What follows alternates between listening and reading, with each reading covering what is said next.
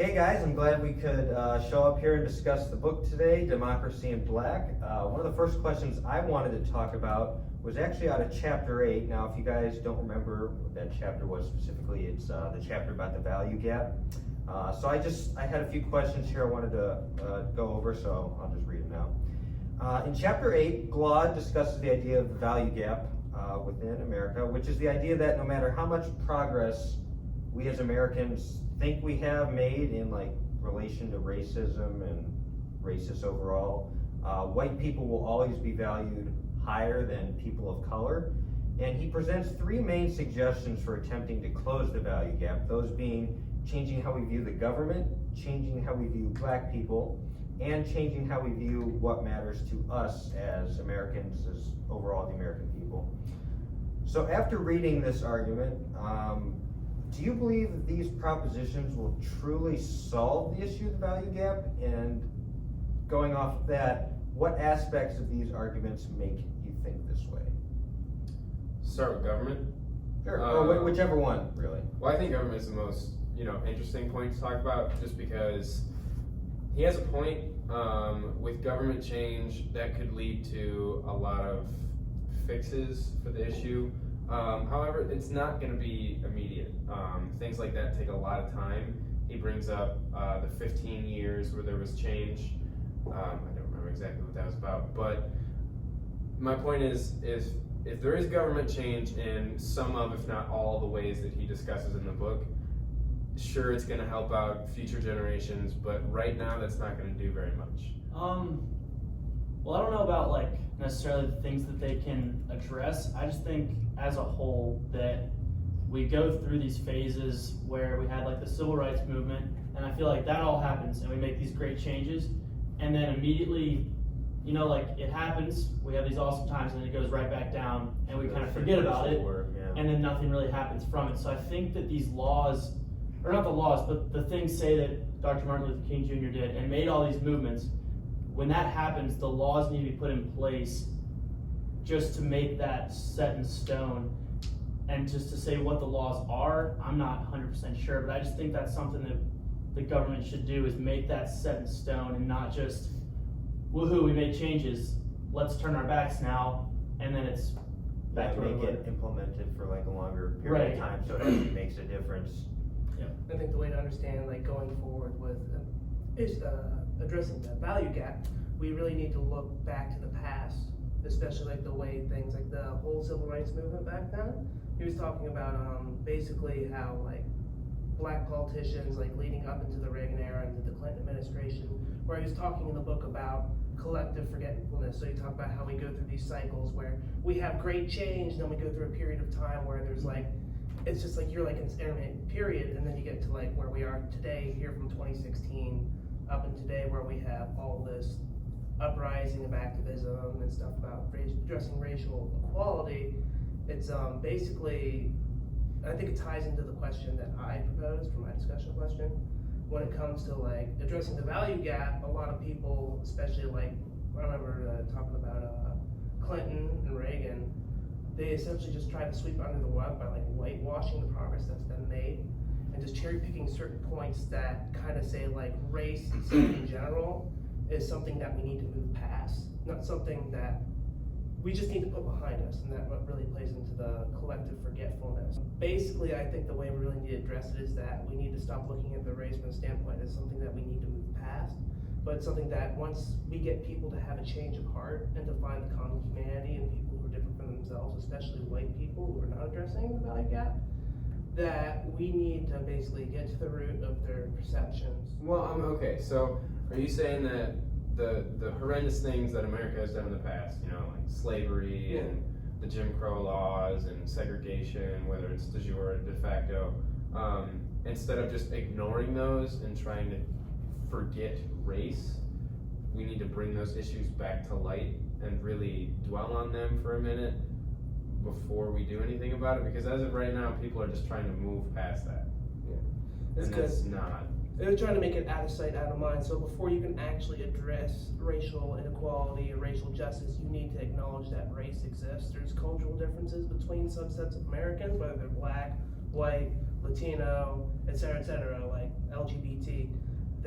we need to be cognizant and aware of our differences, but at the same time to realize that doesn't like lessen like anyone as a human being. Right. I just think we need to get like address the culture in this country that people have a tendency to demonize others.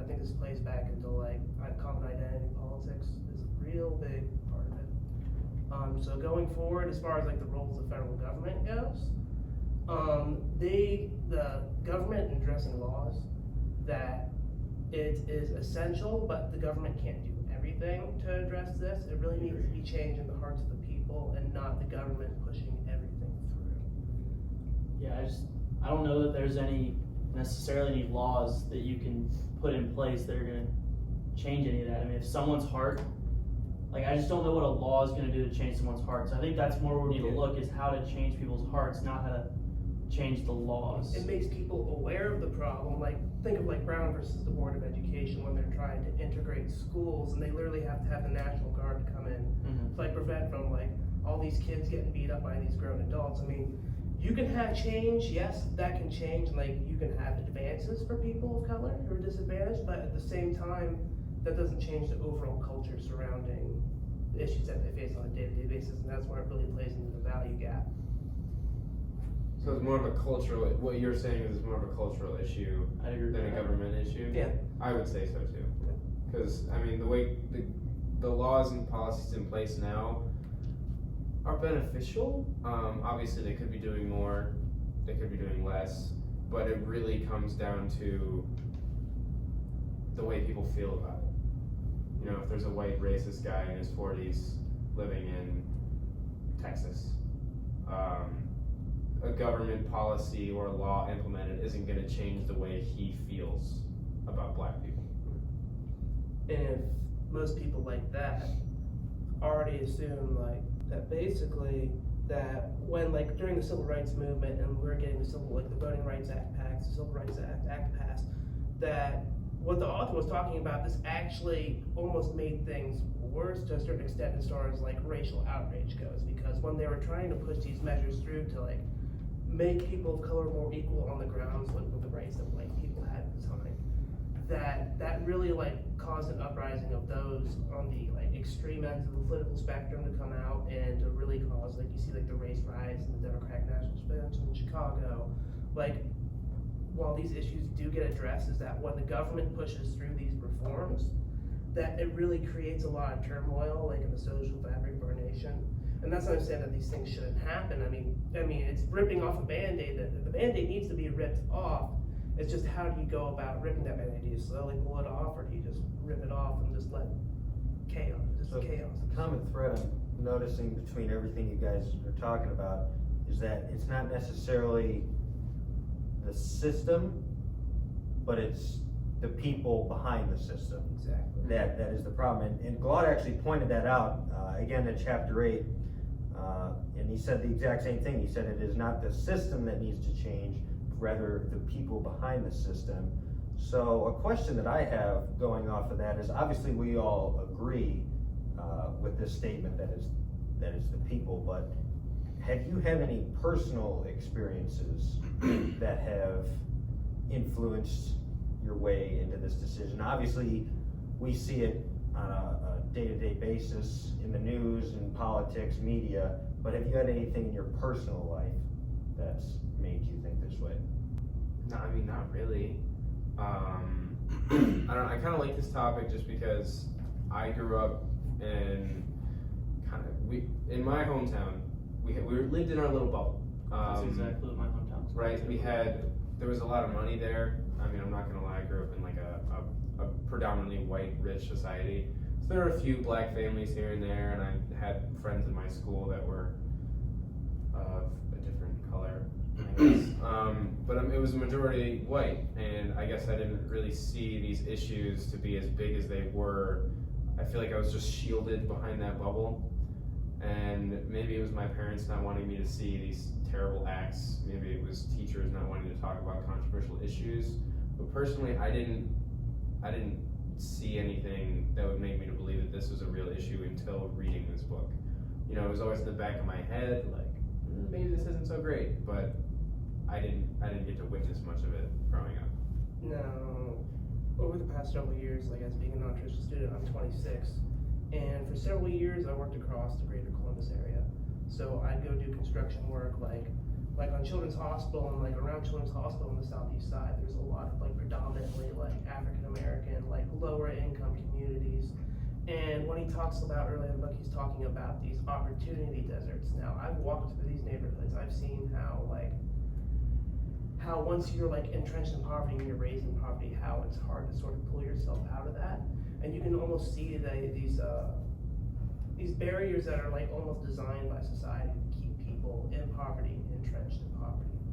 And it's just like, when I've gone around those neighborhoods, and I know like other people I work with, I mean, they exhibited white fear. Like they were always being like, it's smart to be conscious in like neighborhoods like that, because the thing is like, a lot of people make like hasty generalizations, like saying like, oh, there's a bunch of black guys over here, they look rather shady, let's walk fast this way, let's roll up our windows, let's lock our windows.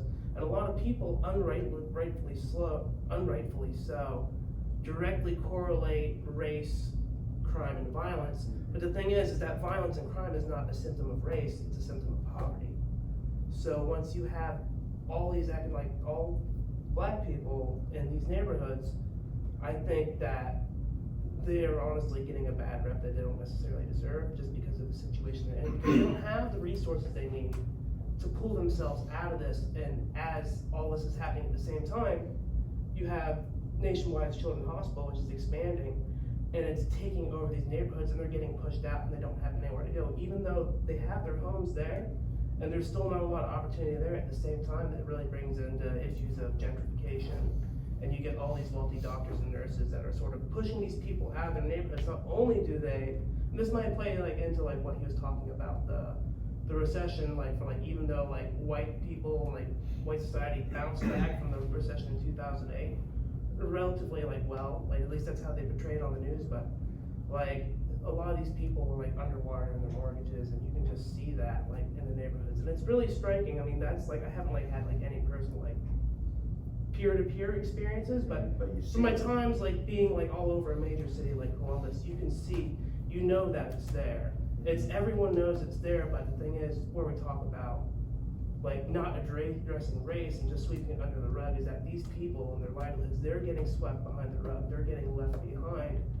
And when we come back to the issue about what the government can do, one of the things the government, I believe that they can do, is to provide more resources to these neighborhoods besides more subsidy dollars, to make sure that the kids or the families living in these neighborhoods can get the jobs that they need, that they can get the school, they can have good schools, and all that stuff. I think that's where you really got to start, to where the role that the government can play in improving the lives of people that are economically disadvantaged, that cannot necessarily pull themselves out of that rut. And then I believe we combine that with appealing to the common humanity, even like the most racist people out there, that if you can combine those two aspects together moving forward, I think that's the one true way we can really address the value gap. Yeah, I think that's a good point about the resources you said, because growing up, my grandparents lived in Cleveland, but if you go down their street, it's trashy house, foreclosure, sometimes fires. I mean, it's nothing, and then you have their house in the middle of it with this perfectly mown lawn, everything's nice, and it's like, even if the people who are still living there wanted to fix the problem, they couldn't. They don't have the opportunity, they don't have the resources. So again, it's not even, I don't know. It's a vicious cycle too, because you grow up with that, and that's what you know, and that's what you think is normal. So you asked the question about if we've seen anything personally. So like you said, I was also raised in it's literally called the bubble. Like there's Facebook group pages all the moms have, it's a bubble.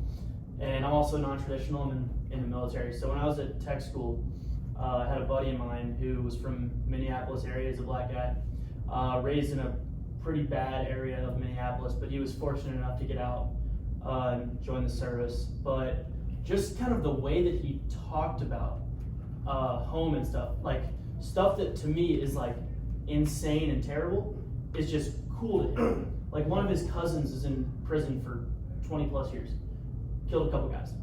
And the way that he refers to this guy is like he's cool. And it's like, to me, that's like, That's if I found out my cousin killed a couple people, I'd be like, whoa. But to him, it's like, oh, I can't wait till he gets out. I can't wait to see him. He's like, we had so many good times together. And I know this is just a small detail, but just the entire mindset that he has compared to what I have from growing up in this area where I'm just pushed into college.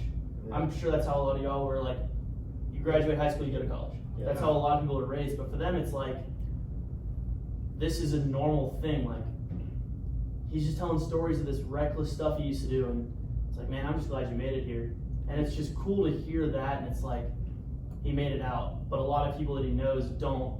And that's have just that opportunity. and that's a very normal thing for them. Is you grow up, you join gangs and stuff like that, and it's, I don't know. It's, I think that ties into like having the lack of support, like the Mhm. community. Like you have communities that were once vibrant back in the day, and there was like you knew your neighbors had your back, you had their back. But over time, especially when these economic like discrepancies began to increase, that the only sense of community that a lot of these people can find is like the brotherhood through like people like through gangs, stuff like that. That's the only like structure of support or like commonality they can find. And I think that like a lot of like civil rights issues, like civil rights leaders, not issues, a lot of things they address is that that basically what we need to do or what they need to do in their communities is just trying to like reestablish like the sense of like greater community and relying on each other rather than like fragmenting and like against each other rather than like against the world. Is there anything else anybody wanted to add?